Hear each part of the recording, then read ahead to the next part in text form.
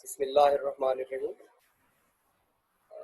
ये हमारा 23rd lecture है मैकेनिक्स 2 का, और इसमें हम देखेंगे कि ग्रेविटेशनल फोर्स क्या है और लॉ ऑफ ग्रेविटेशन क्या है, और कोई फ्री फॉल एक्सेलरेशन अगर जो है वो अकर हो रहा है ड्यू टू ग्रेविटेशनल फोर्स, तो वो किस तरह से हम एक्सप्रेस करेंगे, ये हमारी डिस्कशन है।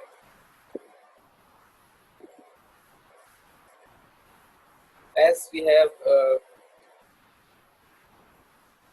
learned in earlier classes, क्या हमने वहाँ पे सीखा कि जो ग्रेविटेशन है ये एक यूनिवर्सल ट्रूथ है, और इसमें क्या है कि हर एक ऑब्जेक्ट जो है जिसका नॉन ज़ीरो मास है वो दूसरे ऑब्जेक्ट पे एक फोर्स एक्सर्ट कर रहा होता है, और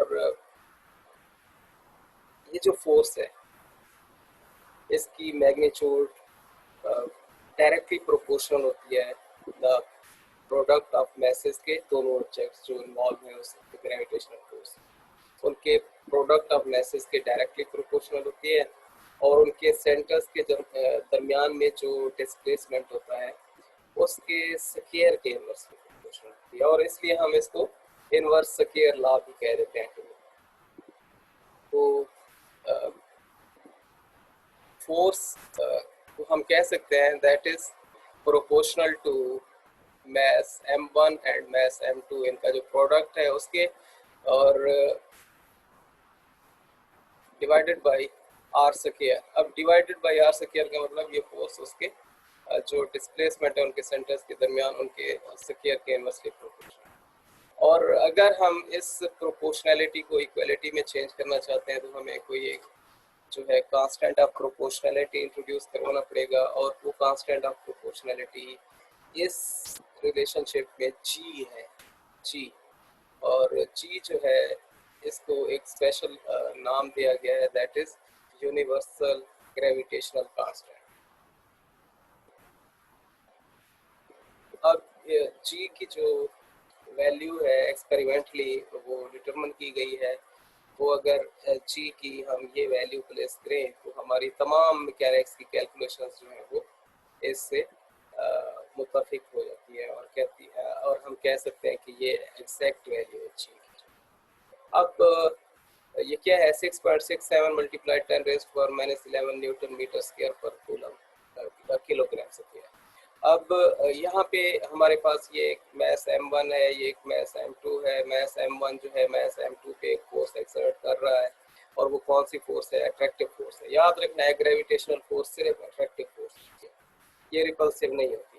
तो ये ग्रेविटेशनल फोर्स क्योंकि अट्रैक्टिव फोर्स है। अब ये एक एरो हेड हम यहाँ प्लेस करेंगे और कह देंगे कि ये जो एरो हेड है this is representing the direction of the force being exerted by mass m1 on mass m2। याद रखना है ये एरो हेड क्या है, this is representing the direction of force being exerted by mass m1 on mass m2, और ये arrow head जो होगा this will be representing the direction of attractive force being exerted by mass m2 on mass m1। ये m2 की direction में होगी force जो m2 लगा रहा है इस m1 पे, और ये जो फोर्स है ये m1 की डायरेक्शन में होगी क्योंकि ये m1 फोर्स एक्सर्ट कर रहा है m2।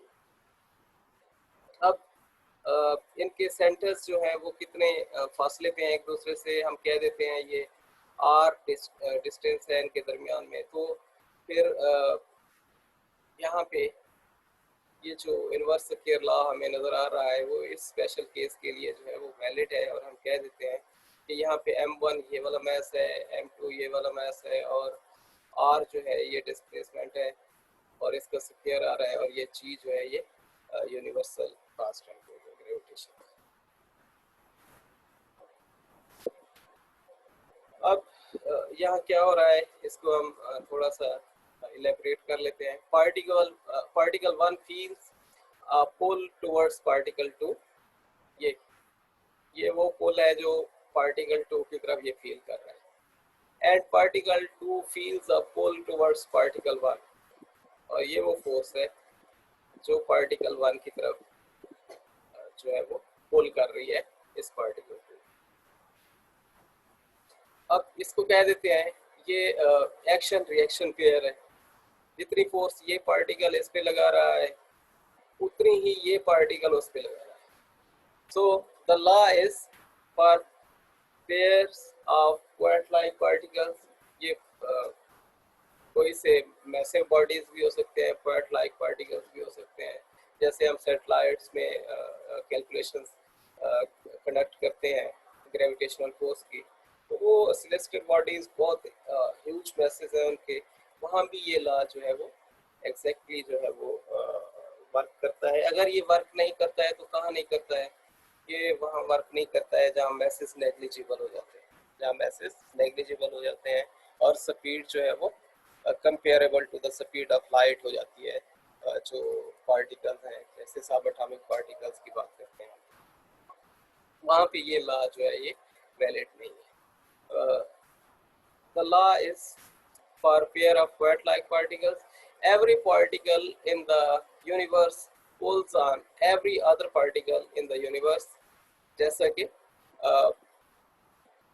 moon is exerting an attractive force on each person, each and every person. और रिएक्शन में क्या है, रिएक्शन में वो पर्सन फिर मून पे जो है वो अट्रैक्टिव फोर्स एक्सर्ट कर रहा होगा, जिस पे मून जो है वो अट्रैक्टिव फोर्स लगा रहा है वो पर्सन उसी पे उतनी ही फोर्स लगा रहा होगा मून पे भी। The force does not depend on what is between two objects. ये ग्रेविटेशनल फोर्स जो है ये इसको हम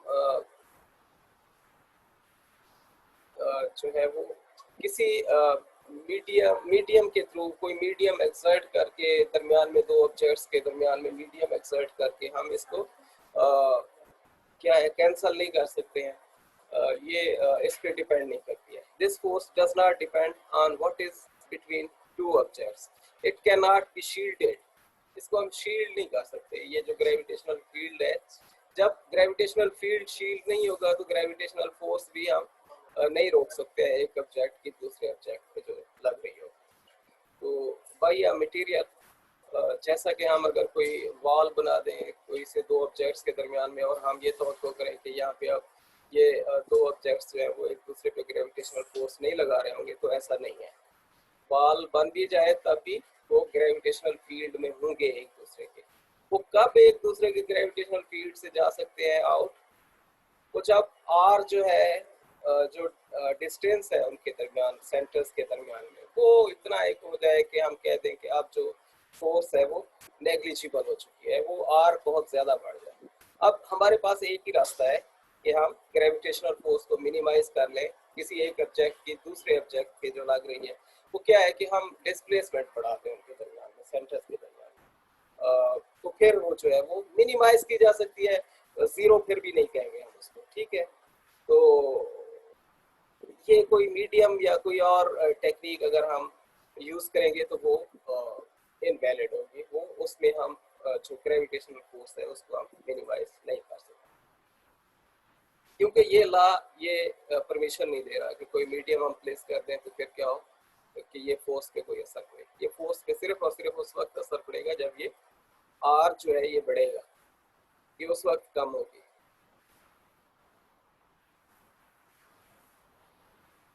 this is one of the 4 fundamental forces. और कौन सी 3 फोर्सेस है ग्रेविटेशनल फोर्स के अलावा?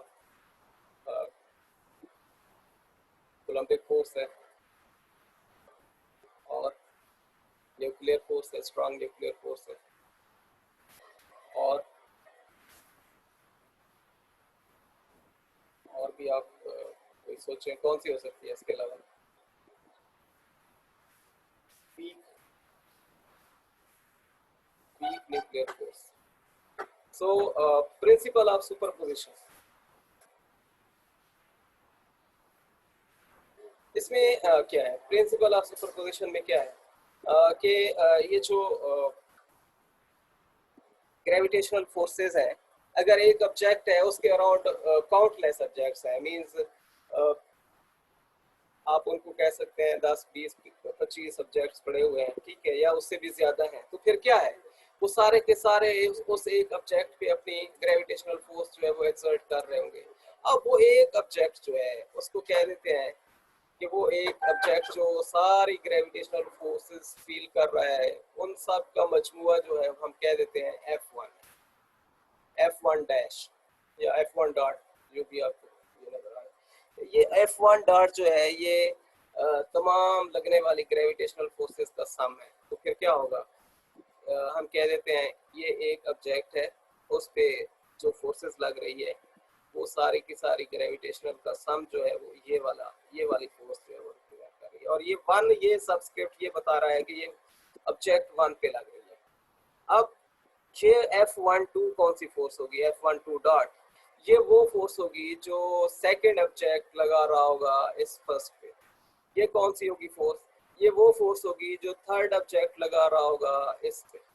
F14 ये वो फोर्स होगी जो फोर्थ ऑब्जेक्ट लगा रहा होगा इस ऑब्जेक्ट पे, वन ऑब्जेक्ट पे, ठीक है। इसी तरह F1n ये वो फोर्स होगी जो nth ऑब्जेक्ट जो है, nth ऑब्जेक्ट वो एक्सर्ट कर रहा होगा इस ऑब्जेक्ट वन पे। क्लियर है। सो इन सब इंडिविजुअल ग्रेविटेशनल फोर्सेस का जो सम होगा वो उसको हम कह देते हैं F1 dot, that is F1 dot. और हम इसको एक्सप्रेस करते हैं, this will be equal to summation I equal to 2 to n F1I dot, F1I dot. अब ये I जो है इसको हम जनरलाइज कर रहे हैं, ये तमाम जो ऑब्जेक्ट्स हैं 2 3 4 5, तो ये कह देते हैं कि I can be from 2 to n। याद रखना है, या वन नहीं रखेंगे आप।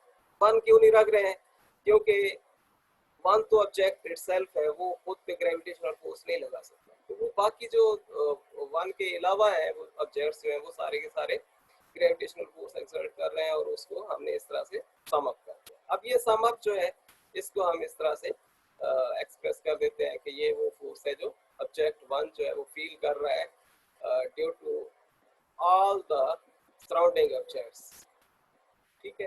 तो F1I dot is the force on of the ith particle। आयत, अब यहाँ आयत 2 कर देंगे तो ये जो सेकंड ऑब्जेक्ट लगा रहा होगा फर्स्ट ऑब्जेक्ट पे, I3 कर देंगे जो थर्ड ऑब्जेक्ट लगा रहा होगा फर्स्ट ऑब्जेक्ट पे, I5 कर देंगे जो फिफ्थ ऑब्जेक्ट लगा रहा होगा वन पे। सो F1I represents the force of ith particle on particle one, ठीक है। तो इस तरह से हम ये सारी जो इंडिविजुअल ग्रेविटेशनल फोर्सेस हैं किसी एक ऑब्जेक्ट पे लगने वाली, उन सब को सम अप कर सकते हैं और कह देते हैं कि ये जैसे प्रिंसिपल ऑफ सुपरपोजिशन वर्क करता है, उसी तरह ये ग्रेविटेशनल फोर्सेस में भी तमाम इंडिविजुअल फोर्सेस को ऐड कर दें तो वो बिल्कुल इसी प्रिंसिपल के तहत हम कह देते हैं वो सम अप हो जाती हैं और वो एक फोर्स या नेट फोर्स में कन्वर्ट हो जाती है। ओके, इसके अलावा क्या है, अदर न्यूटन रिजल्ट्स, ये जो ग्रेविटेशनल लॉ है ये न्यूटन ने जो है वो प्रेजेंट किया था। तो इसके और क्या क्या बताया जाए, आ uniform spherical shell of matter attracts a particle outside as if all the shell mass was contracted at the center। ये ऐसे है जैसे कि कोई आप कह दें कि कोई स्फेरिकल शेल है, उसका जो कोई ना कोई मैस होगा। अब वो जो मैस है, क्योंकि ये पॉइंट ऑब्जेक्ट्स के लिए हम कह देते हैं ये क्या है, जो ग्रेविटेशनल लॉ है पॉइंट ऑब्जेक्ट्स के लिए, तो हम ये एज्यूम करेंगे कि उसका जो सेंटर ऑफ मैस होगा ना किसका, स्फेरिकल शेल का, उस पे उसका सारे का सारा मैस कंसंट्रेट हो चुका है। अब हम जब भी डिस्प्लेसमेंट लेंगे दो ऑब्जेक्ट्स के दरमियान का, तो वो सेंटर से लेंगे, सेंटर से। ग्रेविटेशनल लॉ अप्लाई करने के लिए हमें क्या करना पड़ेगा, डिस्प्लेसमेंट लेना पड़ेगा। डिस्प्लेसमेंट हम ऐसा नहीं कर सकते कि उसकी किसी एक स्फीयर के किसी एक पॉइंट से कह दें कि यहाँ से हम डिस्प्लेसमेंट मेजर करते हैं, नहीं, हमने सेंट्रल पॉइंट से डिस्प्लेसमेंट लेना है, ठीक है। ऑब्जेक्ट एक लेंगे उसके भी सेंटर पॉइंट से, दूसरा लेंगे उसके भी सेंटर पॉइंट से हमने मेजर करना है डिस्प्लेसमेंट, तभी हम कह देंगे कि आर जो है वो this is the displacement between the centres of the two bodies. ठीक है, हम सिंपली ये नहीं कह सकते कि बिटवीन द बॉडीज, सेंटर्स लाजमी कहना है। क्यों? क्योंकि वो सारे का सारा जो मैस है वो कंसंट्रेटेड हो जाता है किस पे, सेंटर ऑफ मैस पे। और दूसरा क्या है, similarly for a sphere of matter, ठीक है, स्फेरिकल शेल है या स्फीयर ऑफ मैटर है, तो इसमें सब में क्या होगा, सेंटर ऑफ मैस जो होगा उस पे सारे का सारा मैस कंसंट्रेटेड शुमार किया जाएगा और वहां से ही डिस्प्लेसमेंट मेजर किया जाएगा। Like the case of a ring, particle inside a spherical shell of matter feels zero gravitational force from the shell। अब ये क्या बात हुई, ये है कि एक अगर सेंटर में पड़ा हुआ है, किसी शेल के सेंटर में पड़ा हुआ है पार्टिकल, उसके all around equidistant particles of equal masses पड़े हुए हैं। ठीक है, जितना एक पार्टिकल अट्रैक्टिव फोर्स राइट पे लगा रहा है उतना ही दूसरा पार्टिकल लेफ्ट पे जो है वो अट्रैक्टिव फोर्स लगा रहा है, तो वो बैलेंस हो जाएंगी फोर्स। तो वो ऐसे होगा, शेल के अंदर जो पार्टिकल बिल्कुल सेंटर पे पड़ा होगा, वो सफेरिकल सफेयर पे जो पार्टिकल्स पड़े हुए हैं या विद इन द बॉडी जो पार्टिकल्स पड़े हुए हैं, वो क्योंकि उनके इक्वल मैसेज हैं, वो उसमें सिमेट्री है, तो वो कोई जो किसी भी तरफ ग्रेविटेशनल फोर्स वो फील नहीं करेगा, वो कैंसल हो रही होगी, एक साइड की फोर्सेस दूसरी साइड की फोर्सेस से कैंसल हो रही होगी। और यहाँ पे आते हैं gravity, force on a mass M on earth surface. अब ये हम कौन सा केस ले रहे हैं, ये वो केस ले रहे हैं जिसमें हम फ्री फॉल बॉडी की बात करते हैं। फ्री फॉल बॉडी जब होता है तो क्या होता है, अगर कोई object on the surface of earth जो है वो आ रहा है, डाउनवर्ड आ रहा है under the influence of gravitational force, तो वो क्या है, उस पर एक नेट फोर्स लग रही होगी। नेट फोर्स क्या होगी, उसका मैस होगा जो ऑब्जेक्ट का, और जो एक्सेलरेशन होगा जी, उसका प्रोडक्ट होगी, एम जी कह देते हैं, वो नेट फोर्स होगी। M g will be the net force. अब इसको, इसी फोर्स को हम दूसरे तरीके से भी एक्सप्रेस कर सकते हैं। वो क्या है, यूनिवर्सल लॉ ऑफ ग्रेविटेशन अगर हम अप्लाई करें तो हम कह देंगे, अगर ये स्मॉल मैस जो है वो ऑब्जेक्ट का है और ये मैस जो है ये अर्थ का है, ये आर जो है ये क्योंकि ऑन द सरफेस ऑफ अर्थ या 50-30 मीटर ऊपर है सरफेस ऑफ अर्थ के, तो उसको हम अप्रोक्सीमेट कर देते हैं कि ये सरफेस ऑफ अर्थ पे ही है।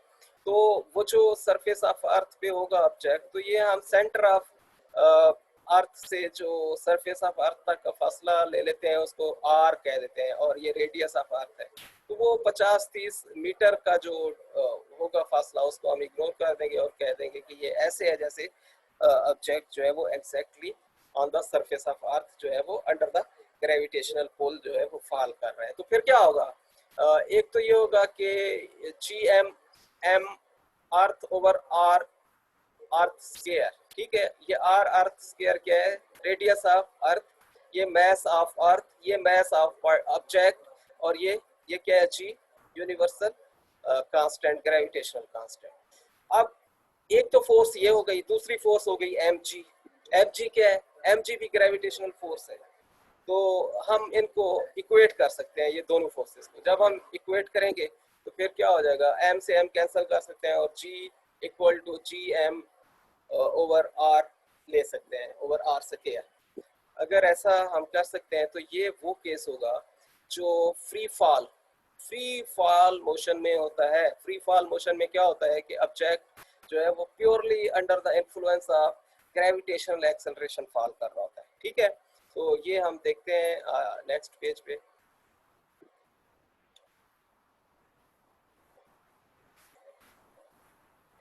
यहाँ पे हम कहेंगे एम जी जो है वो G M M over are square के बराबर है, और वो जो एम जी है उसमें से एम जो है इस एम से कैंसिल हो जाएगा और जी रह जाएगा वहाँ पे। तो जी जो होगा वो equal to G M over R E square हो जाएगा। अब यहाँ पे वैल्यूज प्लेस करनी है, जी की वैल्यू प्लेस करें, ये है अभी हम डिस्कस कर चुके हैं। mass of अर्थ की ये अंडरस्टूड है, ये वैल्यू 6 मल्टीप्लाई 10⁻24 कह दें या 5.98 कह दें किलोग्राम्स में है।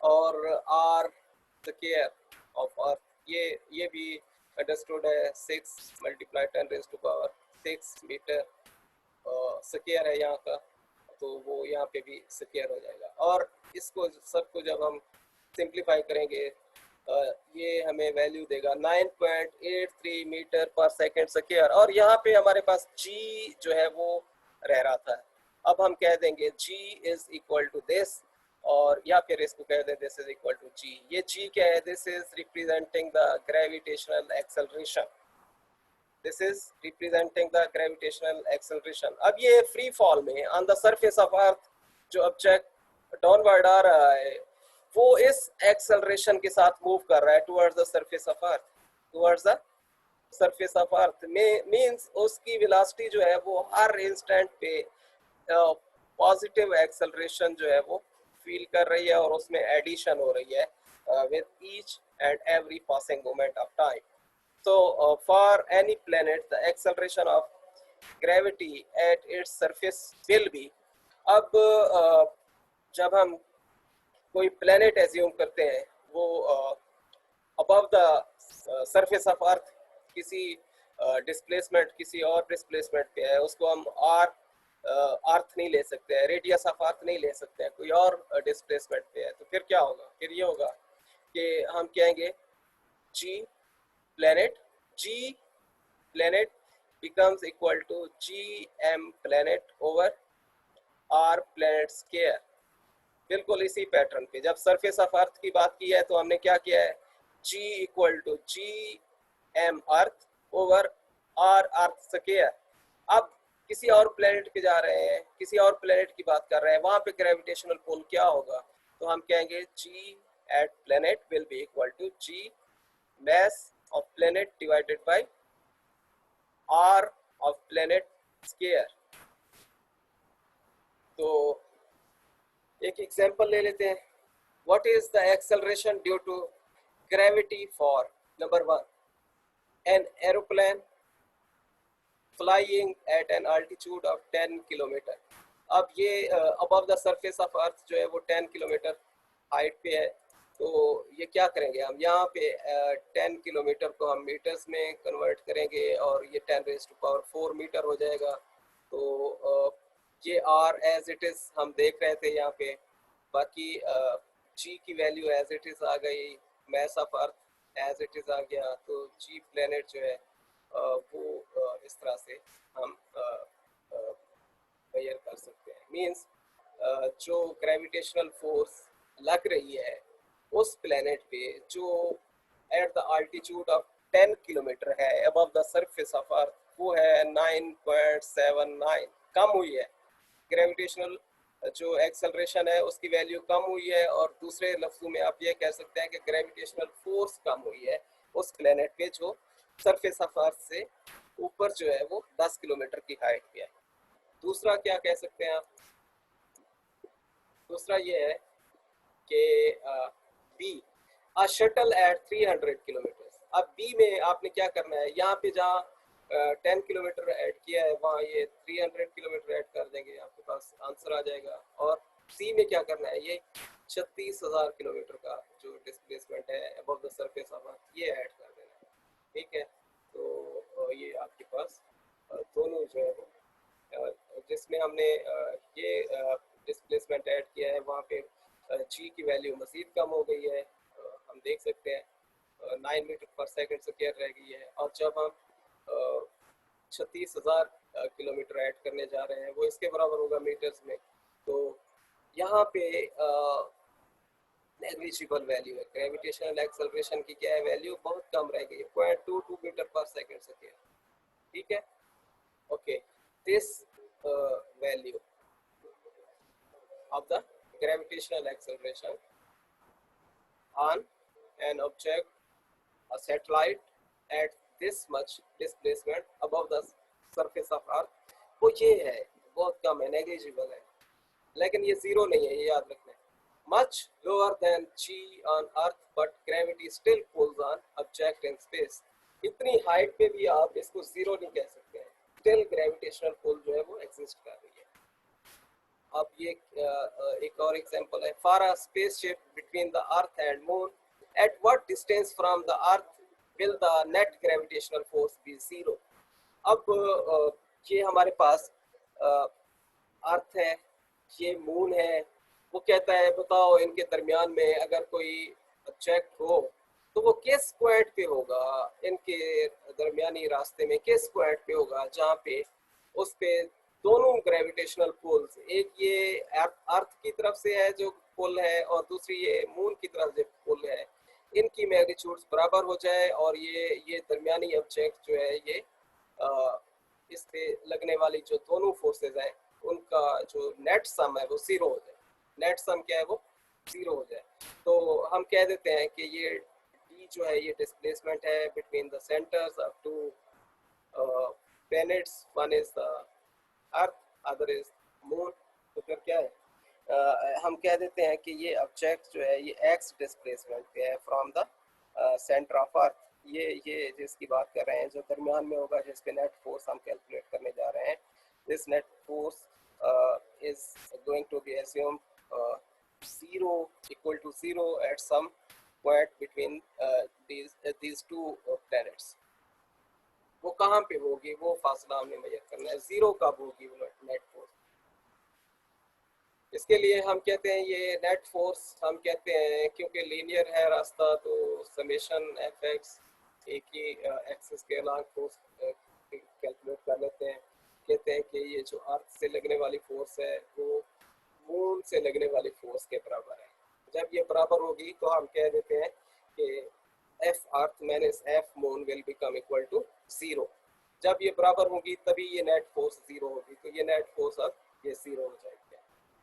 अब हम इसकी वैल्यू प्लेस करते हैं, क्या वैल्यू है, G M E M S for spaceship जो दरमियान में है, M S is mass of spaceship over X square. X क्या है, displacement above the surface of earth, minus G M M mass of moon and mass of spaceship ms over x minus d square। why, क्योंकि ये total d है, x यहाँ से है तो ये यहाँ से यहाँ तक का फासला x माइनस डी रह जाएगा, तो x minus D square equals zero.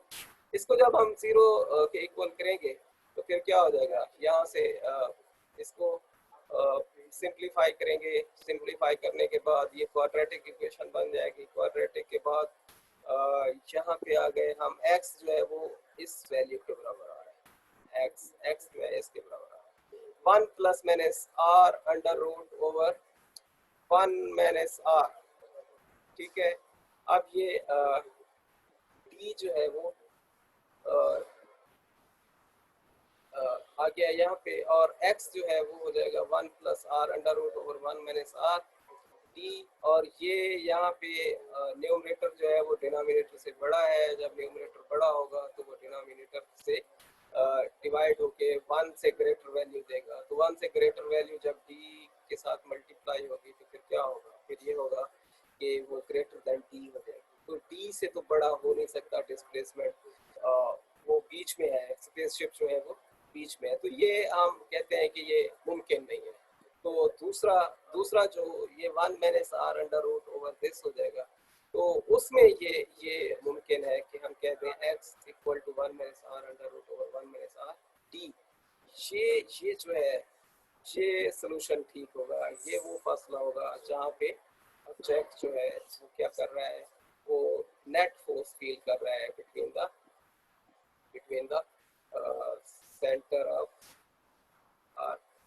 between the center of moon and earth।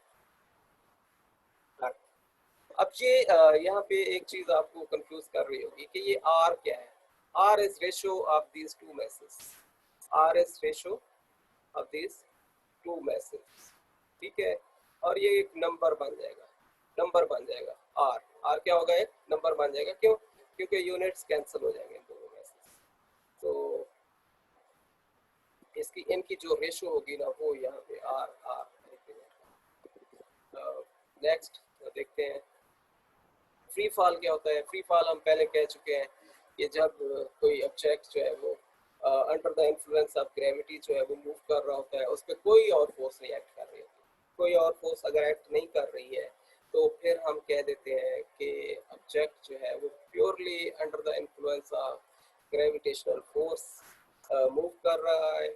और उस वक्त जो है हम कहते हैं the falling of a body or object from a height towards the earth under the gravitational force of earth with no other force acting on it is called free fall। इसको कहेंगे ये क्या है? Free fall. ठीक है। और उस वक्त हम कहेंगे इस पे नेट फोर्स जो लग रही है वो mg है, और फिर हम उसको इक्वेट करते हैं किसके? G M M over are square. ठीक है। तो जैसे हम प्रीवियसली देख चुके हैं, मैंने कहा था वहाँ पे ये फ्री फॉल का केस है। तो उसमें हमने जब जी की वैल्यू कैलकुलेट की थी वो फ्री फॉल का केस था। और इससे आगे आपने ये एक एग्जांपल देखनी है, ये इसको आप असाइनमेंट समझ लें। वेटलेसनेस कब होगी, ये असाइनमेंट आपने मुझे जमा करवानी है। कब कब जमा करवा सकते हैं? ये आगे ये सेटेलाइट से ये 3-4 पेज जो है ना, ये इसको असाइनमेंट समझ लें, और ये आपने एक्सप्लेन करना है इसको जरा। ठीक है, डिटेल में लिखना है। That's all. टॉपिक आपका यही तक था। आगे ये इससे लिंक कर रहा था तो मैंने वैसे आपको स्लाइड्स में ये दे दिया है। ठीक है, दैट्स ऑल। अभी जो है वो क्वेश्चंस। Thank you.